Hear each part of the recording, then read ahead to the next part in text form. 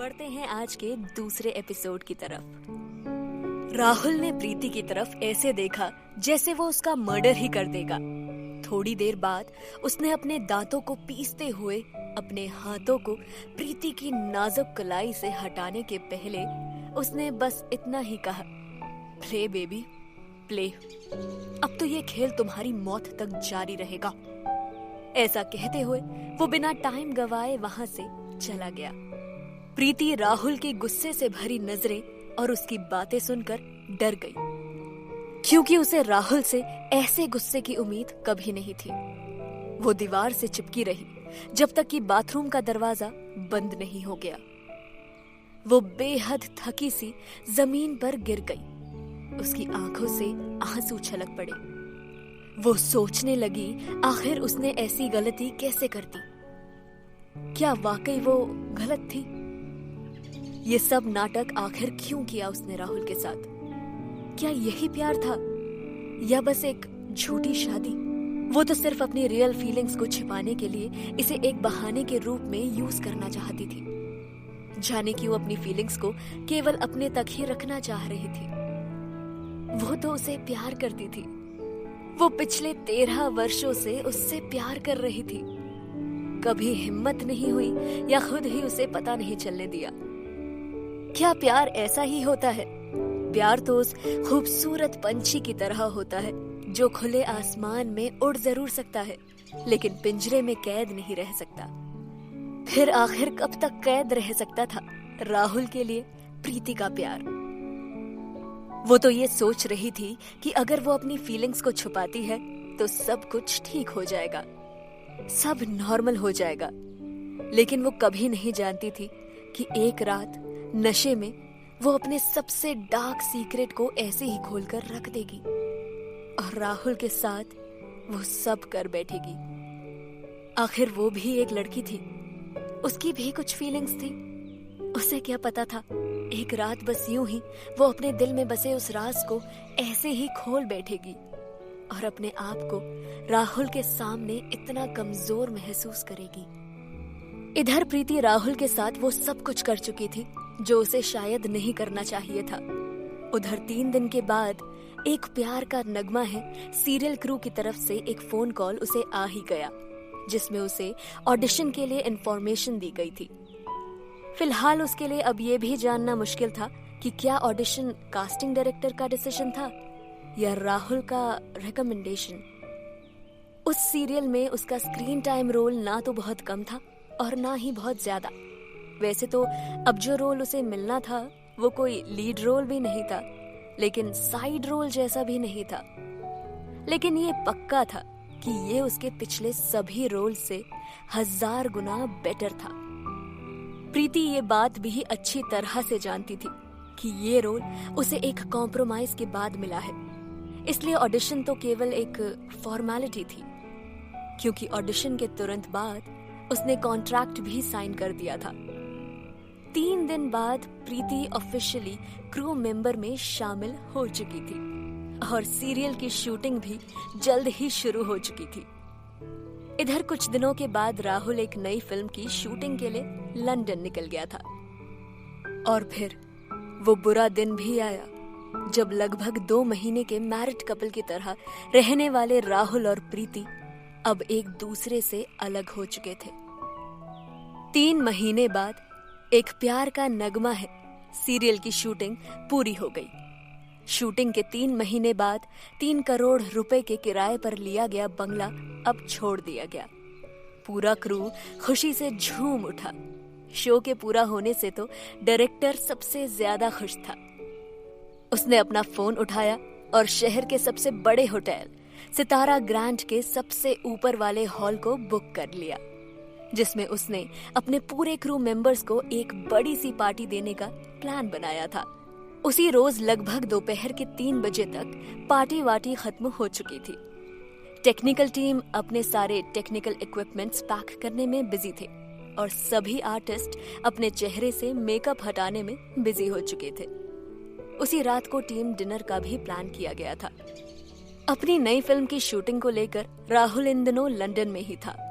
अपने hectic schedule के बीच 2 दिन की छुट्टी लेकर राहुल कंपनी के काम से इंडिया वापस लौट आया था। लेकिन लंदन में टाइम की कमी होने के कारण राहुल शूटिंग में काफी बिजी रहा और ठीक से आराम नहीं कर पाया था। इसी बीच जब वो लंदन से इंडिया के लिए निकला तो लंबी उड़ान के बीच उसे आराम करने का अच्छा खासा मौका फ्लाइट में ही मिल गया था। मुंबई एयरपोर्ट उतरने के ठीक बाद वो सीधे अपने ऑफिस पहुंचा। ऑफिस पहुंचते ही बिना एक पल गवाए राहुल सीधा मीटिंग रूम में पहुंचा, जहां पर बोर्ड मेंबर्स पहले से ही इकट्ठा हो चुके थे और राहुल के आने का बेसब्री से इंतजार कर रहे थे। राहुल के असिस्टेंट अरुण ने राहुल को मीटिंग रूम तक फॉलो किया। मिस्टर राहुल, मैंने आपके लिए पहले ही आज रात 12 बजे की लंदन की फ्लाइट बुक कर दी है, तो शूट से पहले आप कुछ घंटे आराम कर सकते हैं। लंदन से मुंबई की लंबी उड़ान के बाद और पूरी दोपहर चलने वाली एक मीटिंग के बाद राहुल अब काफी ज्यादा थक चुका था।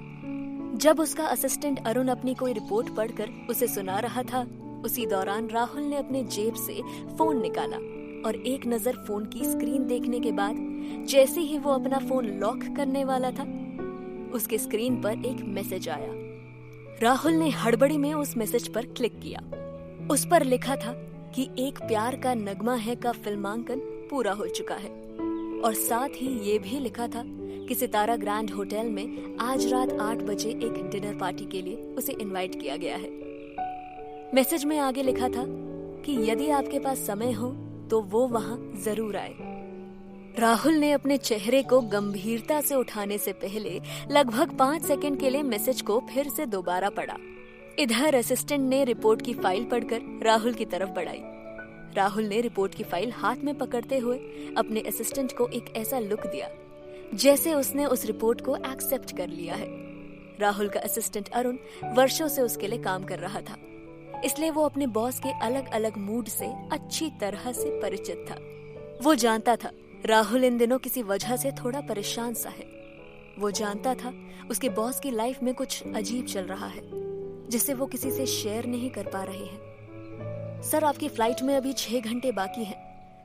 Would you like to have dinner at airport या फिर यहीं सिटी में ही करना चाहेंगे? असिस्टेंट ने राहुल की तरफ देखते हुए पूछा।